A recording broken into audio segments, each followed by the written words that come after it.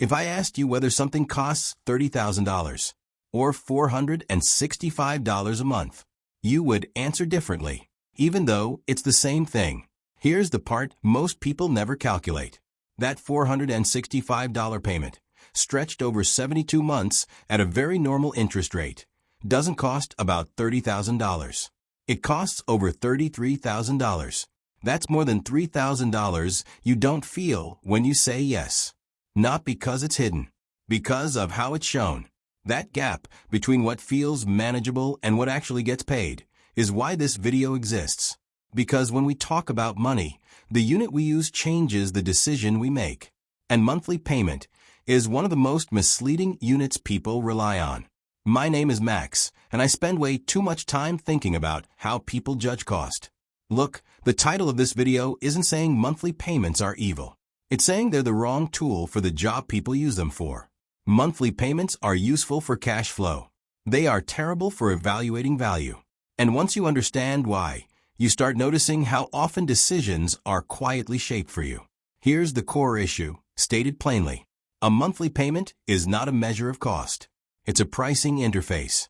Its job isn't to help you understand the total. Its job is to help you agree. This isn't just opinion. There's data behind it.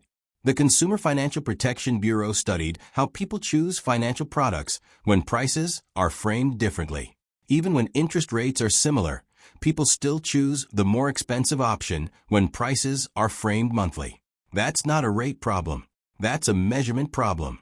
Why? Because monthly framing breaks your internal ruler. It's like judging the length of a road by looking at one step instead of the entire walk. You're not bad at math. You're just being handed the wrong measurement. That leads directly to the first reason monthly payments are the wrong way to judge cost. Reason 1. Monthly payments collapse scale. Your brain can compare totals. $22,000 versus $30,000 feels real. You can rank it. You can reject it. But $400 a month versus $500 a month doesn't hit the same way, even though the difference over time is thousands of dollars. That compression isn't accidental. It's a known effect of payment framing. Monthly numbers don't explain magnitude. They soften it. Reason 2. Payment frequency embeds higher pricing most people never see. This is where it gets really interesting. In many real products, insurance is a clean example. You're often offered choices.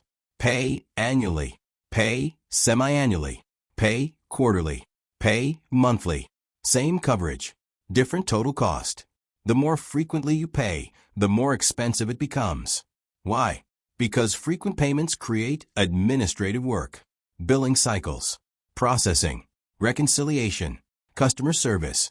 Missed payments. Those costs don't disappear. They're priced in. But instead of showing up as a line item fee, they're spread across months. So the monthly option isn't the annual price divided by 12. It's a higher price made easier to accept. Here's what most people don't realize. When you choose monthly, you're not just choosing convenience. You're agreeing to a different and more expensive pricing structure. Reason 3. Monthly payments determine who controls the time value of money. Money sitting in your account has flexibility. It has options. It can earn something. It can be redirected. Money committed monthly can't. When you pay monthly, the institution controls timing. They get predictable inflows. They reduce uncertainty. They hold the float. When you pay less frequently, and especially if you set the money aside yourself, you keep that advantage. You control when the money moves. You maintain liquidity longer. You decide. Monthly payments don't just hide total cost. They quietly transfer leverage. Now you might be thinking, but monthly payments help me budget. That's fair. Monthly payments are excellent for execution. They're just bad for evaluation. Execution asks, can I handle this right now? Evaluation asks, is this worth it at all?